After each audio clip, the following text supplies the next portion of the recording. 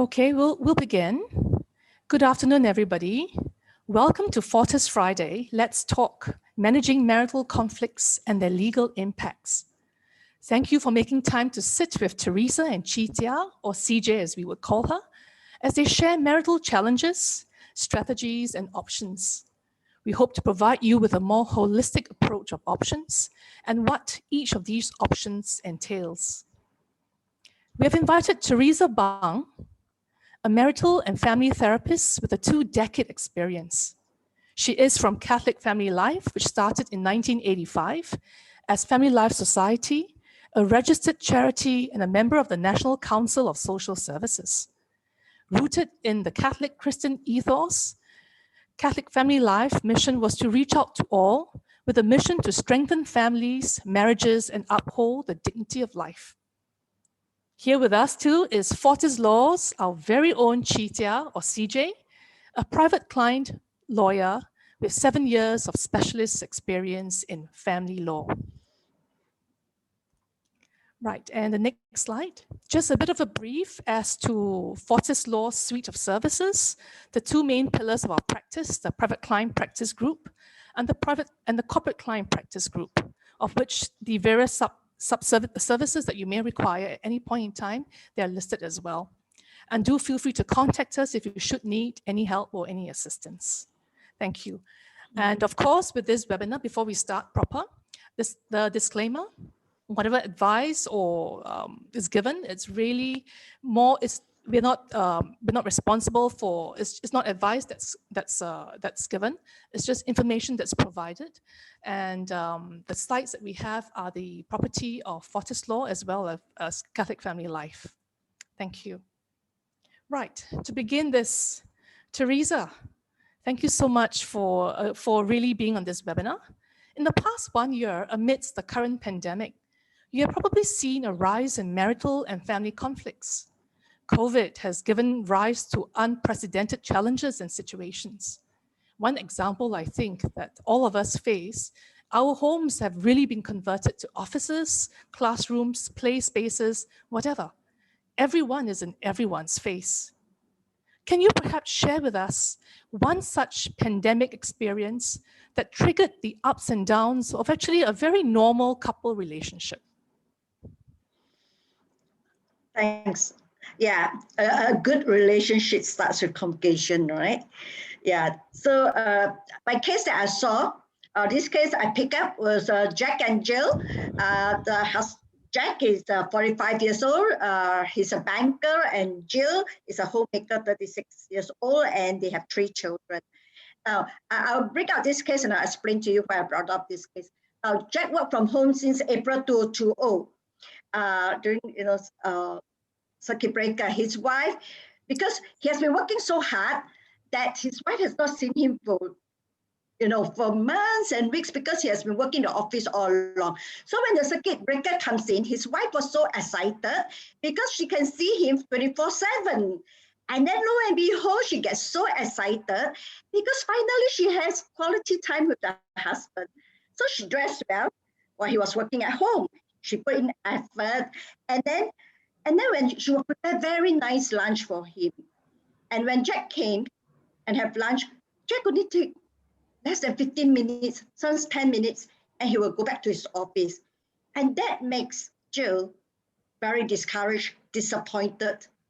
And she felt that this husband of mine doesn't love me anymore. She tried many weeks and it's fruitless. He doesn't notice her. He doesn't compliment her. And it's just like he's oblivious to her. And she decided that, well, throughout the years, she has been tolerating his absent figure, absent presence. And now it just snapped her off and says that this is enough. I have enough. I'm thinking about divorcing. Because despite my effort, he's not paying attention. So she has been asking him, can you notice me? Do you realize what I'm doing? There wasn't anywhere. Yeah, so this couple has been seeing me for a few weeks now. Okay, so so how did this couple actually deal with this marital conflict? Yeah, I guess when you have conflicts, couples deal with conflicts differently. For Jack, because Jill is such okay, he called her nagger, so Jack will withdraw every time she nags because he feels that he's uncomfortable with her nagging. He sees no hope in resolving conflicts. He feels that, he views it as hopeless. I can't do anything. So because of that, he actually coped by withdrawing from the scene and give her the silent treatment, thinking that by doing that, he's having his own peace more at the expense of the relationship. That means he values his own peace more than his relationship. Okay. And to me, it's like, the worst feeling in anybody is knowing that someone you used to talk to is no longer talking to you, but instead he speaks to you. It's the same as he wished that the wife would speak to him and vice versa.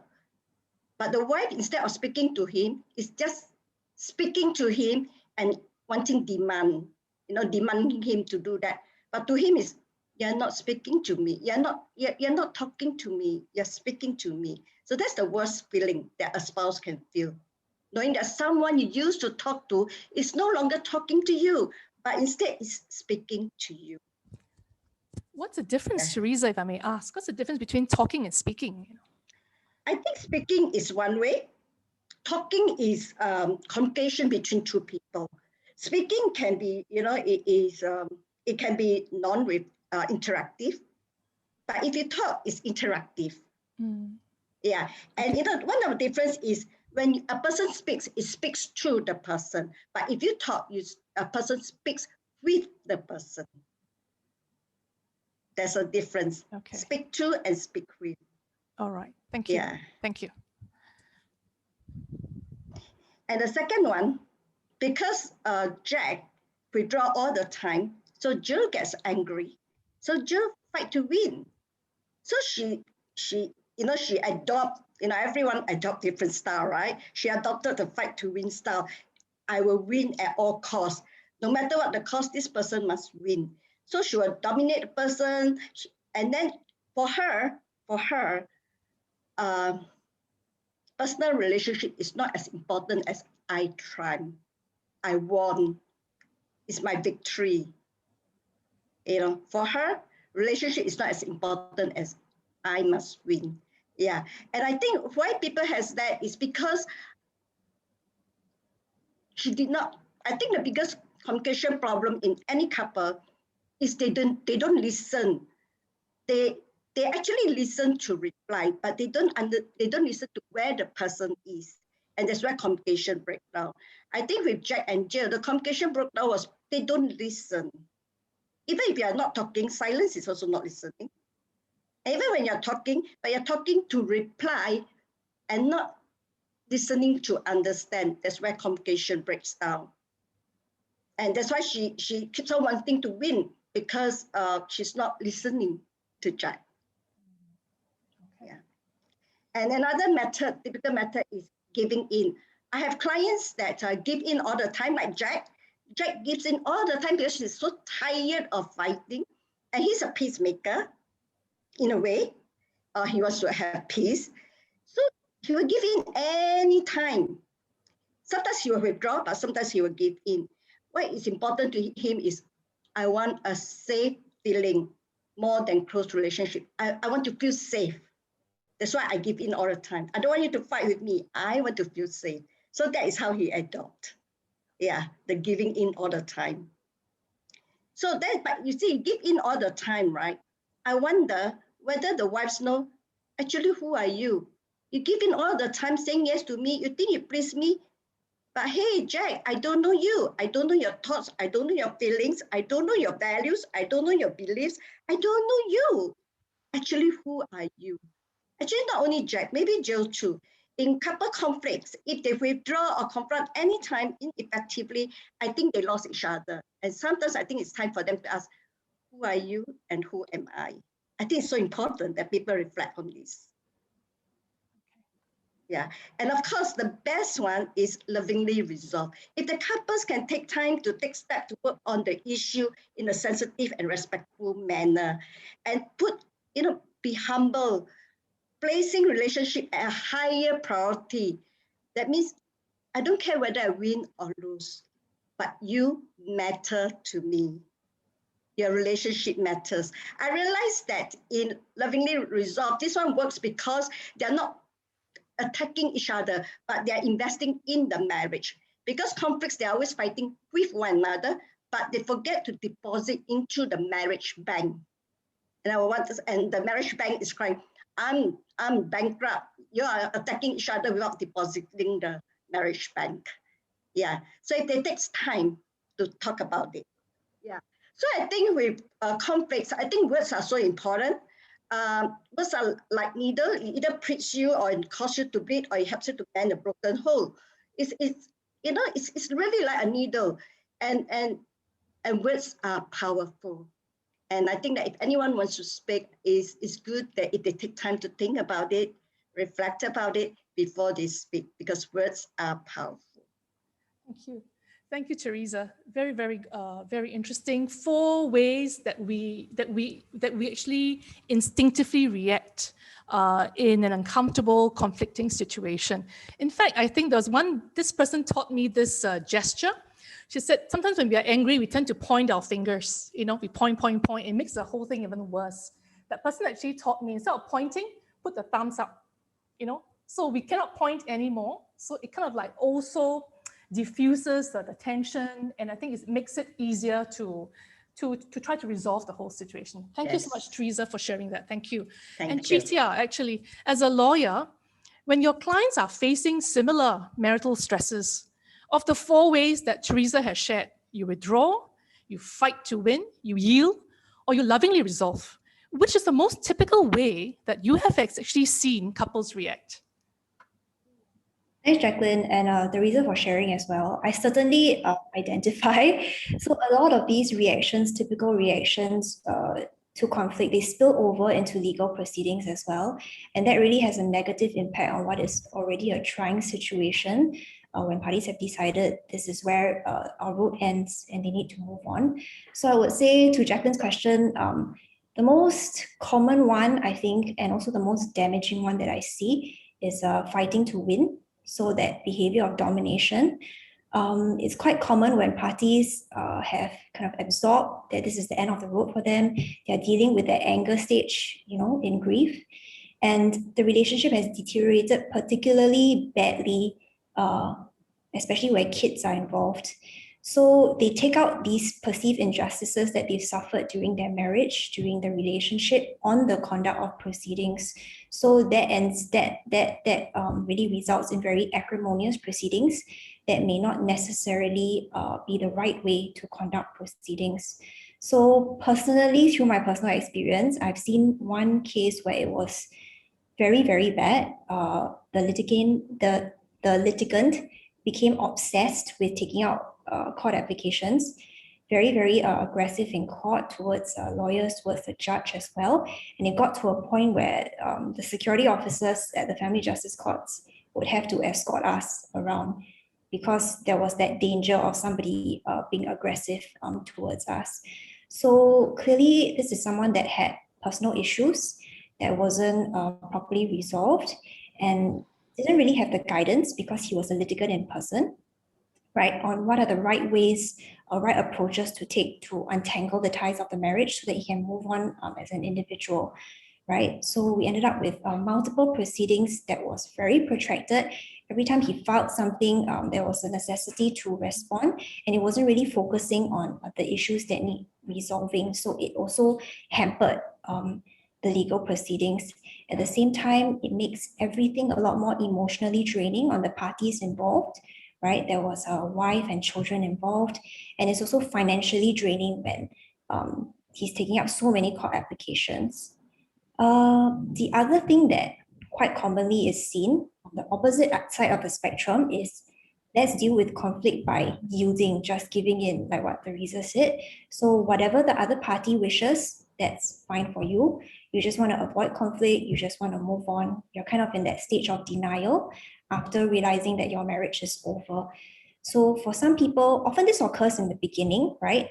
When your spouse tells you, you know, this is it, we need to get a divorce, right? The other party might feel hurt thinking about it.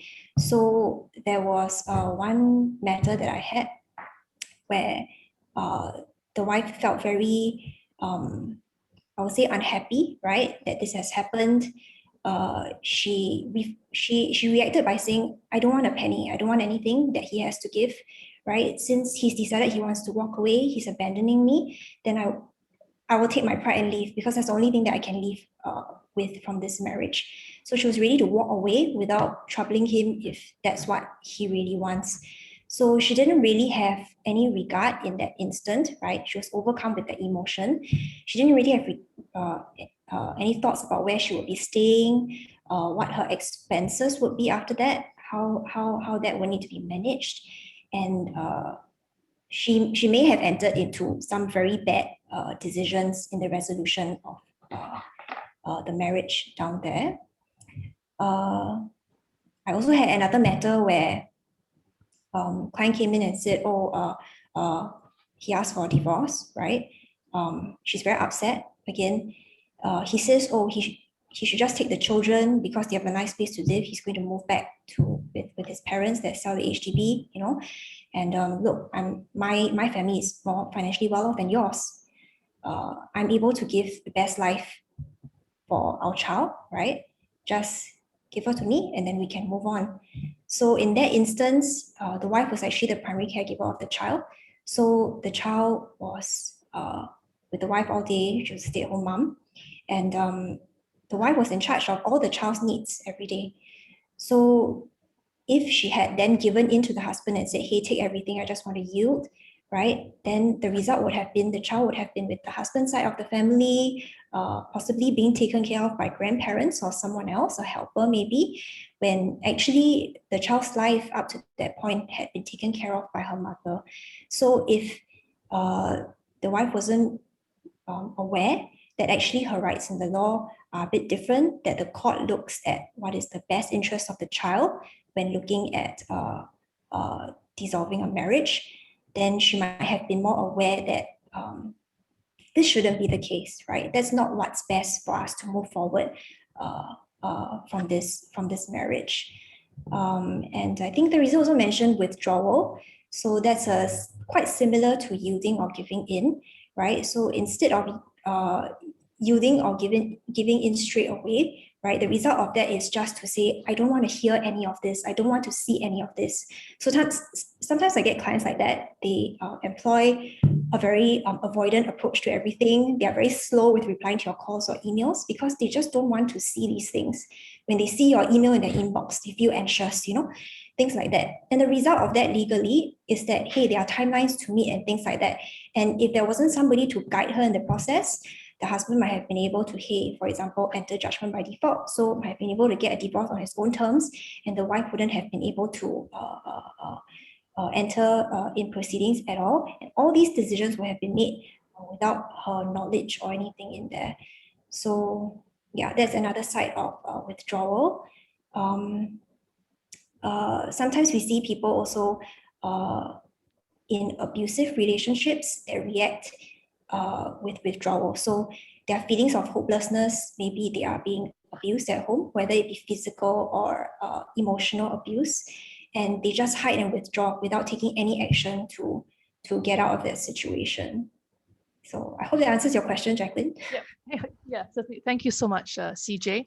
I think both up to this point, both Theresa and CJ have shared about how the instinctive kind of reactions in a conflict situation on the counseling side of things, and then CJ on the legal side of things. So thank you for sharing how these 4 ways of typically dealing with conflicts, how they pan out in different situations. So Theresa, I mean, these 4 ways, these typical ways or very instinctive ways we respond to conflicts, it seems that we can do better, especially when we are now more aware that these are just instinctive responses, right? But can you just share simple and effective ways that we can actually practice in our everyday life to better resolve marital or any conflicts for that matter.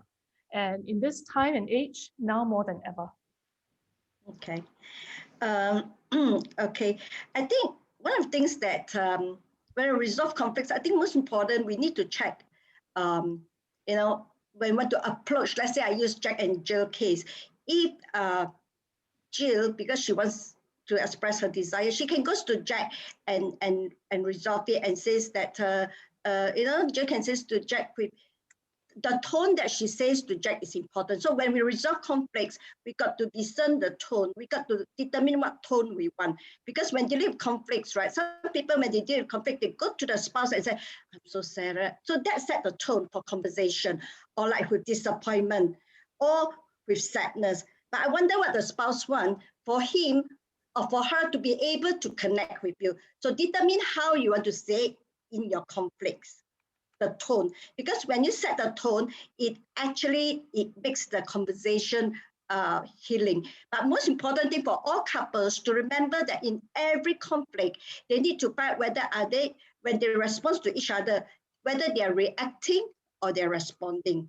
Because couples, when they fight, they normally react. Now, the difference between react and response is why couples fight and escalate into violence is because they react. Reacts comes from ego. I need to win, the ego. And they just fight all the way. But if you response comes from the spirit of love and for the spirit of respect. You respond, oh, I'm sorry, I don't know why you're so upset, but maybe you can explain to me if Jack can tell her. Or Joseph, can you please tell me why are you withdrawing all this while? And Jack can respond and says that, oh, I'm sorry I did not explain to you, but do you know I'm grieving over the COVID? Suddenly, I'm left at home to do work. Suddenly, I lost, my colleagues, the interaction, the space. And suddenly when I wake up, I actually miss the routine. I am grieving. And the husband literally says to the wife, I am grieving. But this one they talk, right? But the last time the wife was speaking to him and not talking. But this time when they resolve at the right time and right tone, they're able to talk and express what they're going through. So I think it's very important to determine how you want to say it. Okay. Yeah.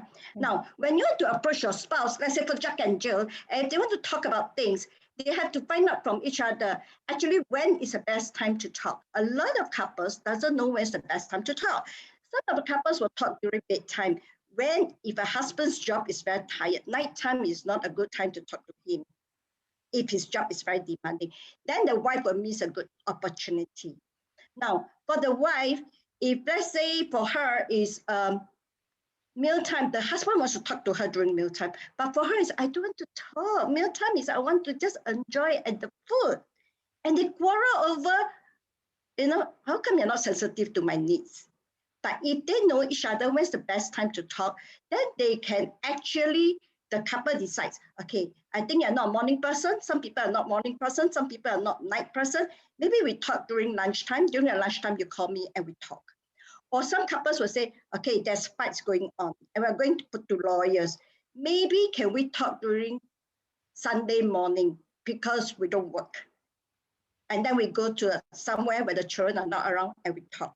And we call that sacred time. Some of them call it couple time.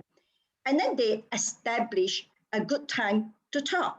Because a wrong time to talk, you miss a good opportunity of reconciling. So determine when to talk is very, very important. When to share, yeah, it's very important. All right. So important thing, as I say, get the timing right. Some people say, oh, Sunday morning is time to talk. But one spouse may forget that, oh, if he or she is having a flu or stomach problem or fever, don't use that time to talk. We have to be sensitive to the timing and to the stress and to grieving in case the friends pass away or whatever it is. And COVID-19, there's a lot of stress and grief. And if the couples be sensitive to one another, I think the communication can take place. Yeah, and most important thing, I think through all as what as I said, listen intentionally. Don't listen to reply. And sometimes some couples ask, then how do I know that she wants, some people say, how do I know that she wants me to solve? So I'll tell the couples, maybe you can start with, hey, I'm going to talk to you, but please don't give me a solution. I just need you to listen. Just set the tone. Or some you say, I need a solution, but I'll talk and then later give me a solution. You just let your spouse know. If not, either party, if they're a very cognitive person, they will listen and give a solution. And that's where the fights are. And I always feel that some people, when they are talking, there's a lot of interruptions. And I have people that says that, it's like one of the husband tells the wife, I can't talk to you unless you improve on your silence. And I thought that was, wow, that was profound. And I have another client that says, the husband withdraw all the time, like Jack withdraw all the time. The wife said, your silence is deafening. And there's so many languages on silence. And I have elderly that comes to me who fights over their marriage and says, and very, very quiet. He says to the wife, if you don't understand my silence, you don't understand me at all. Now, even silence is also communication. If you change the alphabet of silence, it's listen. And it's so important that people take time to listen. I think conflicts can only be dealt effectively if there is a skill on listening. Listening skill is so very, very important. And I think it's more rewarding to resolve conflicts than to dissolve relationship, right? And if only couples learn to say, I want to resolve conflicts. I don't want to dissolve relationship.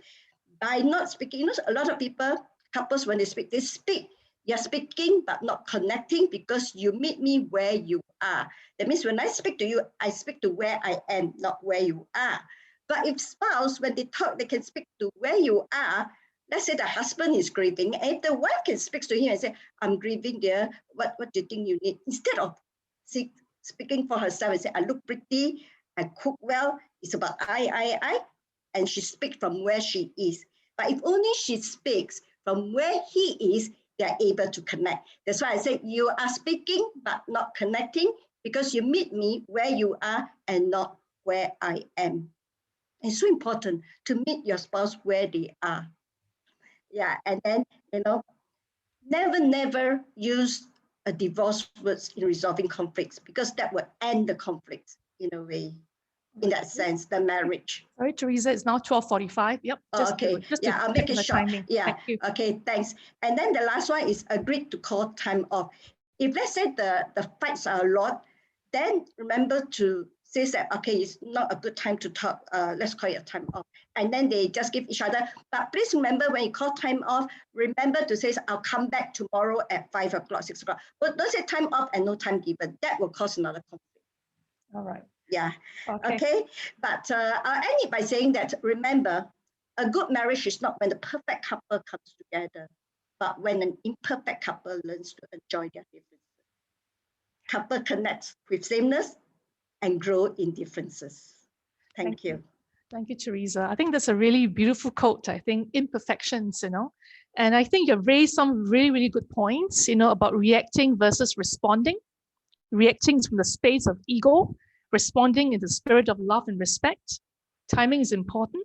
Silence has got so many contextual meanings. It means different things in different contexts. And thank you so much for that. Really, really good. And now for Chee Jia, in your journey with your clients, and especially in current challenging times, what are the attitudes and tools to assist couples to move forward and towards a resolution of the conflict? So I think what Theresa shared, those are some really useful techniques that can actually be applied across legal proceedings as well. So personally for myself, of course, when it comes to the legal side of things, parties are usually at that end point already, right? But for me, during a first consultation, I always ask to see what the issues are, because it is still fresh, the wound is still fresh, right? Perhaps somebody said the word divorce carelessly, and you're thinking, okay, then I better get some help to see what this process entails. But is that really what is right for you at this point? So I often spend the first consultation understanding from my client what exactly the issues are, and seeing whether or not this is something that they do want to pursue, if it's something that's best for them. And within this entire process, right, there is a lot of, I would say, a softer side of approach for matrimonial law, right? It is a deeply human side of the law. So it doesn't just involve the legal framework. That's just one small aspect of it. And often, like Theresa shared just now, listening is very important. Timing is very important. And as lawyers, we guide our clients through the process. They are caught up in it, in the whole, emotional aspect of what's happening, the breakdown of their marriage, and they can't really see clearly what are the real issues, what they want, what is necessary in navigating the legal side of things. So something a little interesting to share as well. Divorce is actually the second most stressful life event that can happen to a person next to the death of a spouse. So that's based on studies that 2 psychiatrists did.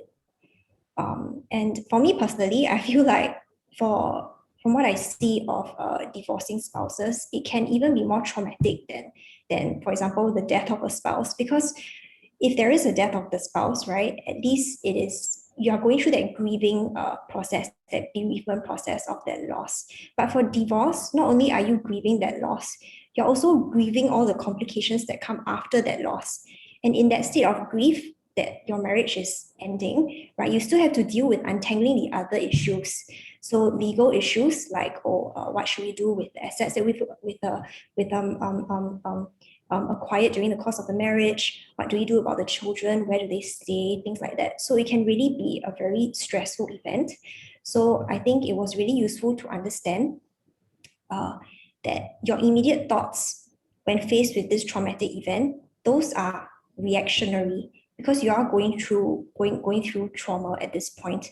So your first thoughts may not serve the greater objective of resolving this marriage peacefully, of doing the necessary things so that you can now move on in your life as individuals. So as lawyers, we guide our clients to focus on the necessary legal issues. Often their first reaction when they perhaps receive a letter from the other side's lawyers is, oh, this is untrue, or that's untrue. I'm very angry. I want to write back. I want to say all these horrible things about him. It is only fair. But I suppose that's where timing comes in as well. Sometimes you need to sit down and think about really, is this just my immediate reaction? Is there any benefit to saying all these things in retaliation in a way? So our role, our purpose as lawyers is also to guide clients through what are the things that are necessary to be said and what aren't, so that we keep proceedings clean. We take the emotional part of it out, so it doesn't exacerbate the situation. So the good thing is our legal system, I would say, has evolved significantly within the past about 6 or 7 years to recognize that in the breakdown of a marriage, there are all these complexities involved. It is not just the legal side of things. We also have to care about seeking a more holistic resolution. So there have been these tools that have come up to approach the breakdown of a marriage in a more holistic way. So I've already mentioned seeking counsel. So as lawyers, we have important roles in guiding our clients through what is necessary and what is not necessary in the resolution of the marriage. And then we often start off with negotiations, depending on the state at which proceedings are at, or the state of things between parties, right? If it's possible, it would be best to achieve an amicable resolution, whether that be by writing to the other side, who perhaps also has a lawyer to represent them objectively, or sometimes we also do this by way of roundtable meetings. So we have clients come in, lawyers sit in together with them, and then we sit down and we discuss the issues that need to be resolved. In terms of court processes, there is also mediation, which is now something that is mandatory, the CFRC for children, right? Child Focused Resolution Center, the FDR, that's for when children are not involved, and there's also private mediation, different types of private mediation, including at the Singapore Mediation Center. So this parties are present, lawyers are present as well, if any, and then there would be a mediator judge for the court mediation processes, right, to adjudicate on the matter. Maybe not adjudicate as too strong a word, but to kind of guide parties as a strictly neutral party to see whether or not a resolution can be reached. Because at the end of the day, with parties' involvement, I would say that is the best thing, because when you're looking at, for example, access arrangements or can control arrangements for the children, right, nobody knows better than parties themselves. So when you come down to the nitty-gritty, like, they should stay with you, you're the can control parent, they need to have access. For example, Chinese New Year, usually on the first day, they would visit father's house, for example, and then in the afternoon, they will go to mother's house. If these things can be continued, right, parties would know best. If parties are open to these arrangements during the co-parenting process, then it would be best. And if you can enter these arrangements into a court order, even better, because that ensures that parties will keep to those arrangements and we won't have to run into a lot of trouble getting them to adhere. So the hope, of course, is that through these processes, parties can come to an agreement. There can be even an uncontested, simplified divorce process where everything is agreed after these negotiations. Hopefully, we are thinking through what is necessary for parties to move on, and then we can submit all the papers to the court, and that is that. So I think we're running a little short of time, so I wanted to go through also roughly where children are involved. There are also all these other various programs that the court has put into place, like the mandatory parenting program, which is a mandatory program that parents have to go through before filing a writ for divorce, where children are involved, so they understand what happens after that, how it will impact their children, co-parenting and all that, and a series of other schemes as well that I won't go through right now. Basically, the objective that we all have is to untangle the legalities of a couple's life together so that they can move on as individuals after making this very tough decision. So with that in mind, I will just very quickly run through what the brief process for a divorce is. Essentially, it is a two-stage process, right? At the first stage, you are showing that the marriage has irretrievably broken down. There is no other reason for ending a marriage in Singapore. And that is a very calculated decision, because we want to send the signal that it is a no-fault regime, that the marriage has broken down at no fault of either party. And what is needed to prove that the marriage has broken down, some of the things are like unreasonable behavior, adultery, separation, 3 or 4 year separation with or without consent, and desertion. That's for 2 years. So after the first stage, right, where it's been essentially ascertained that this marriage has broken down, it can't go on any longer, then we will look at the second part, which is the ancillary matter stage, how we detangle the couple's life together so that they can move on smoothly as individuals now. So the things that we would need to look at is the matrimonial assets that they acquired during the course of the marriage, how that should be divided, how it should be divided just and equitably, right? Maintenance. There is now maintenance for incapacitated husband as well, maintenance for wife, maintenance for children, right? If these are things that are necessary to be factored in. And for children as well, there's issues of custody, care and control, who the child shall stay with, for the parents that does not have care and control of the child, what kind of access they have. So the good thing about the Singapore legal system is that the court recognizes that joint custody is the best kind of situation for children in marriages that have broken apart, right? So the vast majority of cases, you will look at joint custody, and that is to encourage parties to co-parent right, for the child moving forward. So unless there's something quite drastic, some sort of behavior on the side of one parent, then only would you have something like sole custody. Okay, so Running out of time. exactly. Just want to wrap up a little bit. Yeah, just wrap up for Yeah. yourself. Any of the points? So basically, after hearing from, I think, Theresa today and myself as well, a little bit on the legal processes, I think it is quite clear really that handling the breakdown of a marriage requires a holistic approach. So it's a good thing that legal processes have caught up, it's evolved to reflect and better support this, right? And some of the avenues maybe that we can seek help here, right? With the understanding that really it is not just about going through the legalities of it. It is a traumatic event that's happening for parties, right? Understanding that this is what they're going through. They may need help. Right? There are helplines, hotlines out there that we have on our sites here. We posted some useful ones. Counseling, I think Theresa and team at Catholic Family Life offer that as well. There's also something really useful that I discovered, Community Psychology Hub's online counseling program. So that is something I believe that was launched during the circuit breaker or something like that. So that's where you can go for online counseling, even if you're not so comfortable to come in person.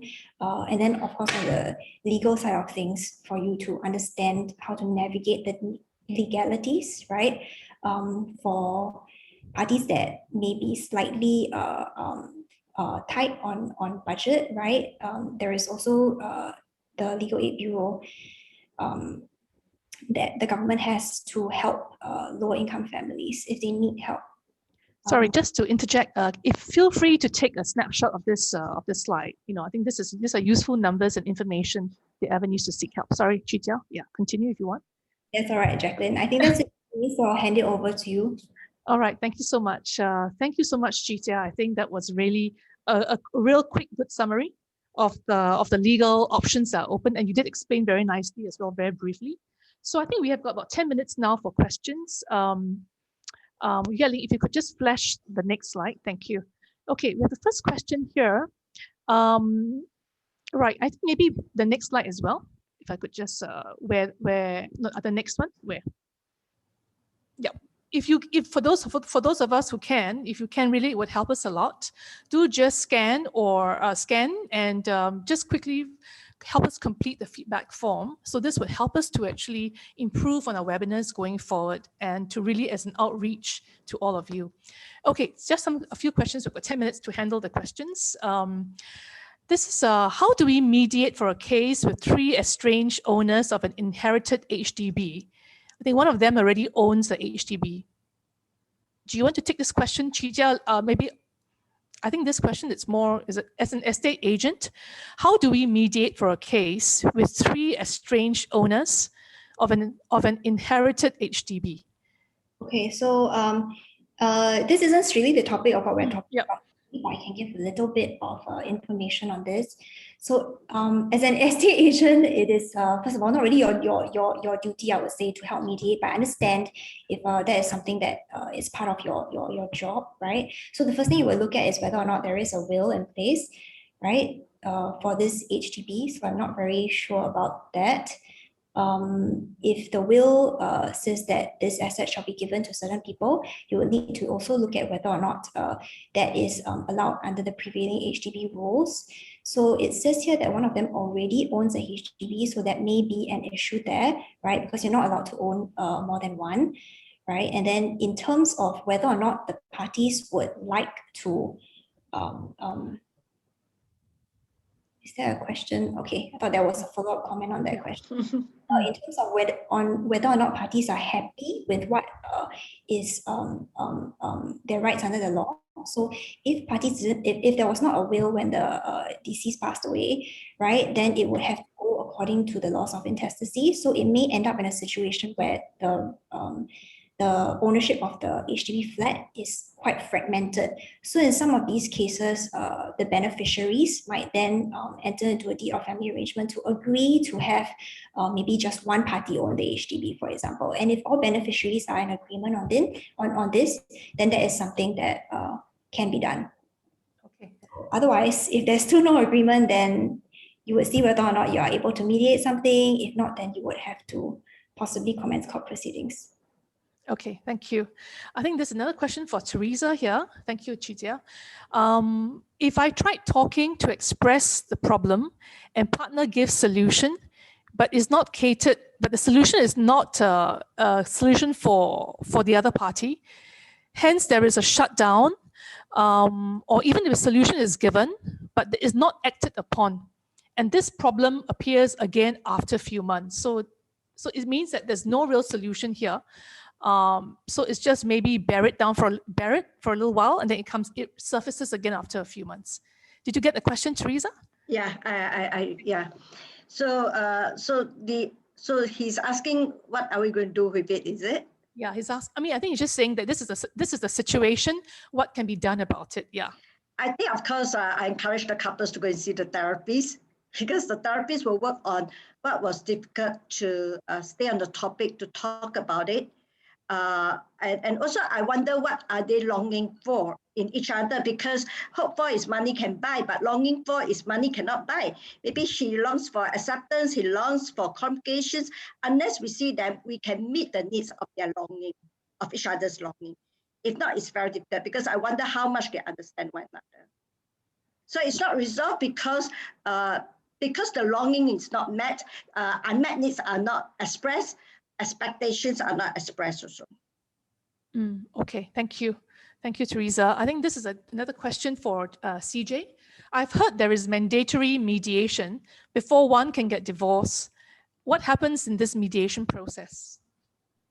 Right, so I was talking about, it might be what I was talking about just now, the mandatory parenting program. So that is only for when there are children involved in the marriage, right? So usually what happens is you need to go and make an appointment with the MSF. So you go onto the website, you make an appointment there, you will go down to probably one of the family service centers. And from what I understand, it is a 2-hour sort of PowerPoint presentation, right, where they kind of talk you through what to expect because there are children of the marriage, how it will impact the children, right, these proceedings.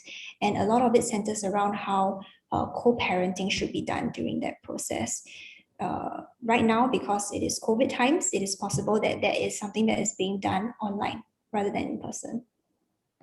Okay, all right. Thank you. Another question for CJ as well. When does maintenance for children stop? At 21, when the boy goes to army? And if army is related, does maintenance resume after army? Maintenance, yeah, for children. When does it stop? At what age? I think, is it at 21? I think in the case of a boy, when the boy goes to army, or if the son is in army, does maintenance resume after the army, the 2 years is over? Right. So maintenance stops at the age of 21, right? If you get a maintenance order anytime before the child is 21, it goes on until then. And then after that, it may extend further, right? If the child is, for example, undergoing tertiary education or any kind of education where they would need some sort of allowance, right? And also NS, right? There's also something that's included. So if your child is in NS, right, there's still a right for them to request for maintenance. And also, if there is some sort of mental incapacity situation, right, where the child requires maintenance to be extended past the age of 21, then that also continues till then. Okay, thank you. Another question for Chee Jia. Is mediation done to see if the problems between couple are resolved and divorce doesn't happen? Or is mediation to reach an agreement for terms of divorce? Right, so that depends on at what stage mediation is done. So just now what I mentioned, the slide on mediation, that one was okay, I'm getting it. Right, this slide, the mediation that I mentioned here, CFRC, FDR, SMC, those are usual mediation avenues after divorce proceedings have been commenced. So at that point, you are looking at okay, parties have accepted that we're no longer going on with the marriage, right? We're not seeing whether or not we can resolve the conflict and continue on in this marriage, right? So at that point, you are looking at how we can manage the ancillary matters, the things that need to be divided, the caregiving for the children, maintenance, that kind of thing. So that's for what I've mentioned here, but that definitely does not preclude you from going for other types of mediation outside of the court process, right? That can help you to resolve the conflict within your marriage. And I also emphasize that even after divorce proceedings have been commenced, if you are having second thoughts, you feel like, no, this is not what I really want, right? It doesn't mean that you start means you have to follow through all the way to the end. You can withdraw, you can stop proceedings at any point of time if that is what parties feel would serve them the best. When I say any point of time, meaning before judgment is granted, before the divorce is granted. Okay, thank you, Chee Jia. Another question as well. How likely would a spouse be able to follow with a threat to take away the children and the house from the other party? And what is the timeline of the finalization of divorce if there is some form of spousal violence? Okay, so two questions there. The first one is how likely the party can follow through with a threat, right? Yeah, to take away the children in the house, yeah. I would have to say this really depends on the circumstances of your case, right? We need to look at what is happening within. Is the spouse behaving in a certain way? Who's the primary caregiver of the child? What the child's life has been so far, to see who would be the parent that is more likely to get care and control of the child. So when I say care and control, as opposed to custody, which I mentioned earlier on in the talk, right? Care and control means the day-to-day excuse me, caregiving of the child, who the child will be staying with usually. So that is usually what parties are fighting about most of the time. Can control. You want the child to be living with you. You want the child to be under your watch, basically. So it really depends on what the court will look at. Who's the primary caregiver of the child? What is best for the child based on what what his or her caregiving arrangement is during the course of the marriage. The other part of this question is that how likely can he carry out on his threat to take the whole home? Is that right, Jacqueline? How likely, what is the timeline of the finalization of divorce if there's some form of spousal violence?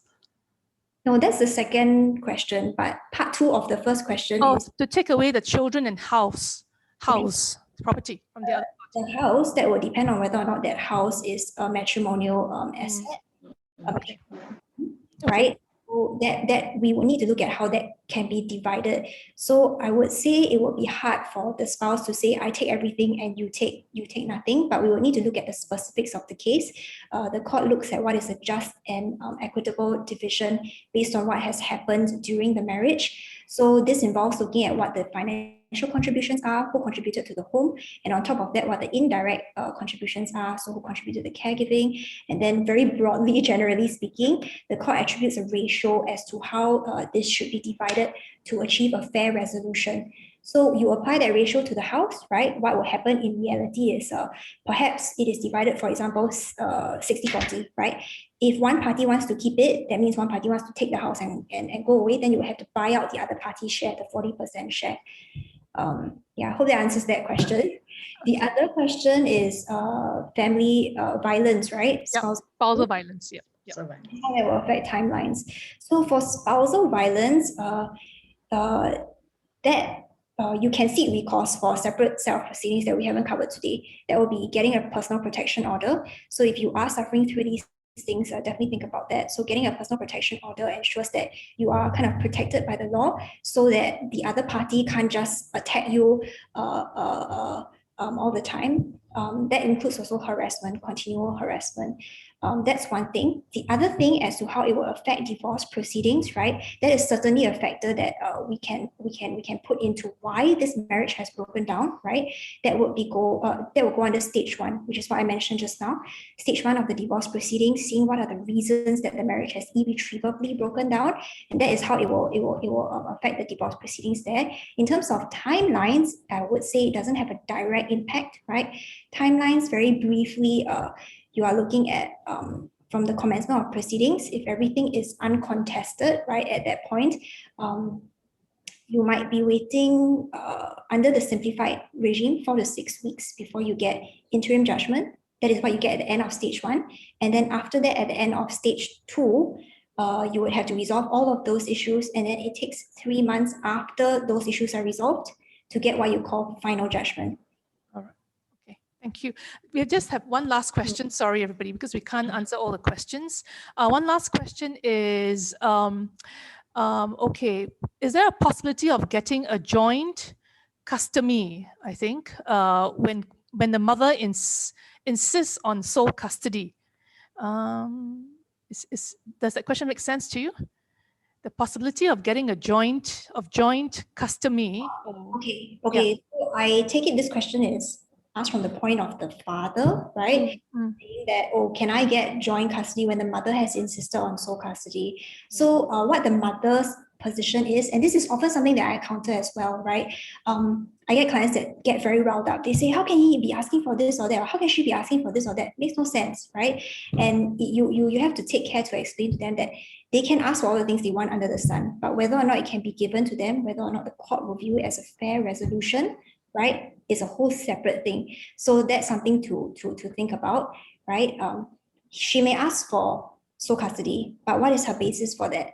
If there is absolutely nothing wrong with the father, then I would say chances are close to 0.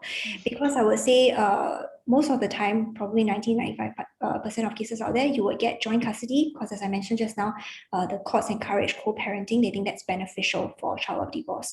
So you're only looking at sole custody when it's something like violence is involved or there's some very unsavory habits involved, like possibly drugs, for example, right? Then you will be looking at something like sole custody for that. Okay. So I hope that answers the question. Yeah. Thanks very much. And I just do apologize. The rest of the questions we're not able to answer, but we have got a contact slide here. Feel free to take a snapshot as well and to contact us for any assistance you may need. And this webinar has come to an end. I say thank you, Theresa. Thank you, CJ. Thank you, Khalid Family Life, for this very, very insightful webinar. I think we have got actually, we were actually presented with a more holistic view, holistic approach to dealing with marital conflicts in terms of from the counseling, the therapy point of view, as well as the legal point of view. So we hope that you have greatly benefited, and we plan to actually have another webinar, perhaps as a series. This was focused on marital, on couples. The next one, we may possibly plan for one that's focused on the family. So thank you once again. Thank you so much for joining us this afternoon. I hope you were able to eat your lunch as you were listening to us. And thank you so much. Thanks, Lynette. Thank you, everybody. You have a good weekend. Thank you. Thank you. Thanks, Jacqueline, for hosting us. Thank you. Yeah, thank you. Bye. Thank you, everyone. Bye-bye. Thank you. Bye-bye. All the best.